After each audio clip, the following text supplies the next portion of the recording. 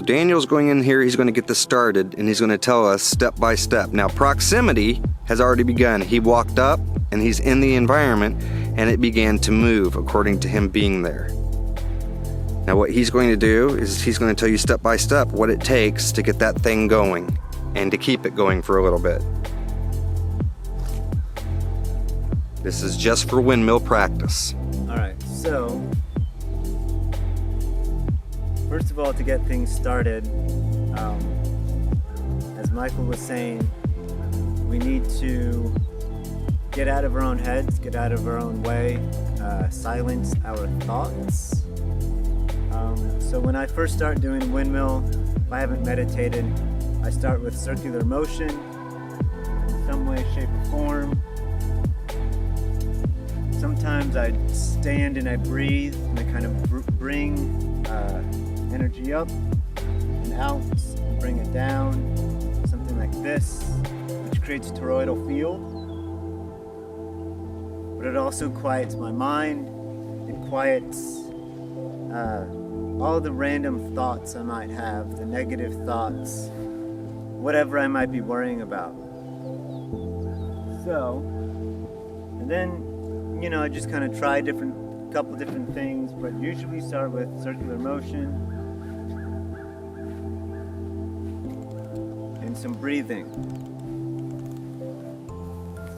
This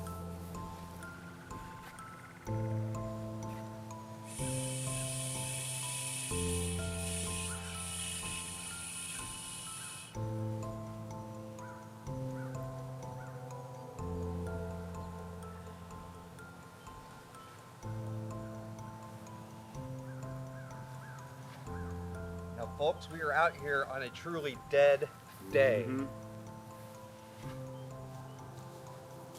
Given the fact that we are out here on a truly dead day, it's going to take techniques to get the flow going. If I can't get it started with circular motion, I try something else.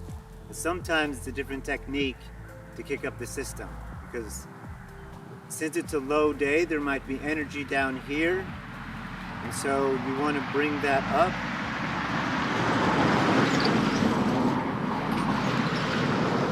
Or there's energy around us, so I'd like to bring it in. That's what this is doing, is I'm just visualizing, seeing energy coming in. And we have a little bit of movement.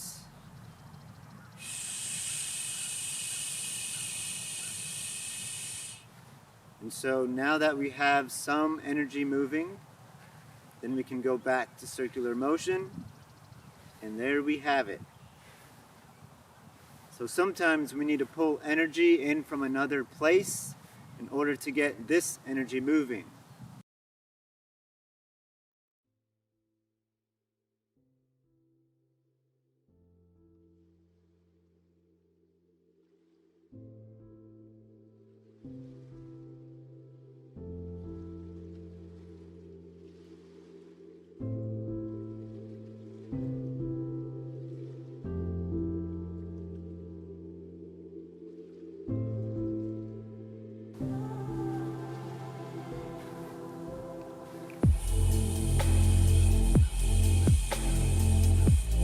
He's also employing breathing as an exercise too.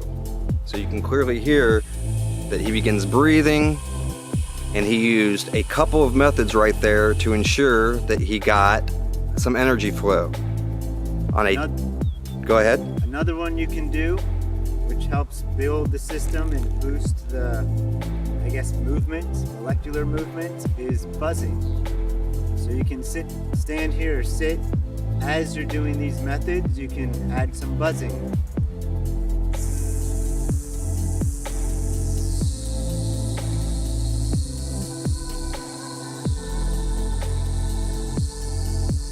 If you'll notice that every time he was moving his arms there, he's getting it to move like in a flow fashion now, but before it was actually moving according to the speed that his arms were going up and down each time.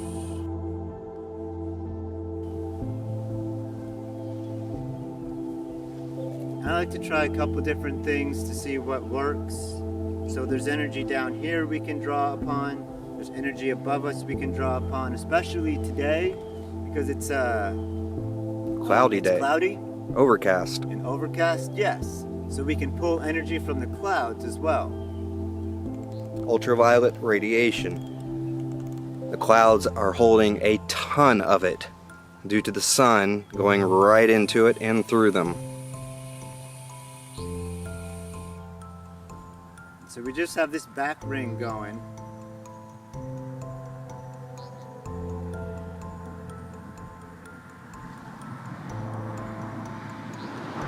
Now what's important here, number one, I know that there's no wind hitting the camera.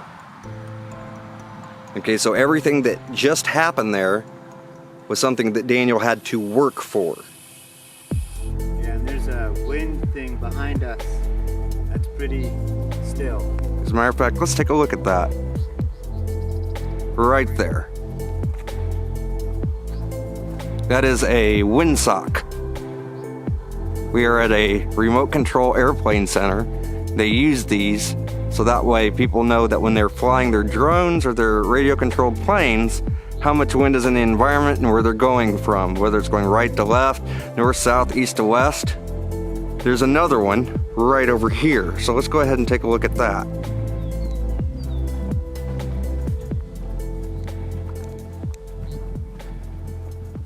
Okay. So again, we look at this. Virtually no movement at all. The energy that Daniel is doing is localized to himself.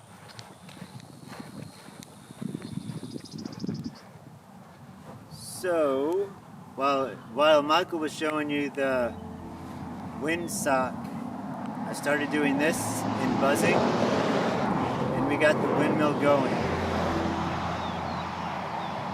I'll say that again in case the car I just passed drowned my voice out. As Michael was showing you guys the windsock over there, I started doing this, which, as I said in the beginning, you can create a toroidal field, and so it kind of feels like a vortex to me, with some lower frequency buzzing, but got it started.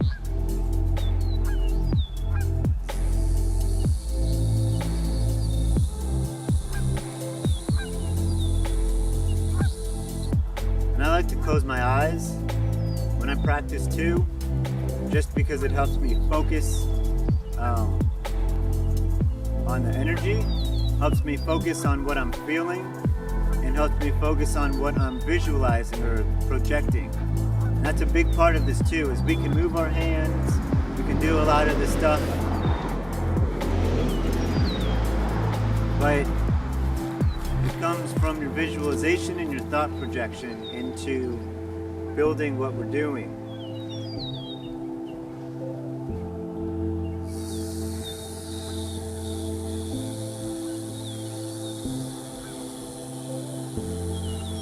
So there we go. Doing the same thing. I was visualizing getting all of them turning, and we have them all turning. So it's kind of a mixture of different things, and as you practice, it'll make more sense, you'll get better at it. It will become second nature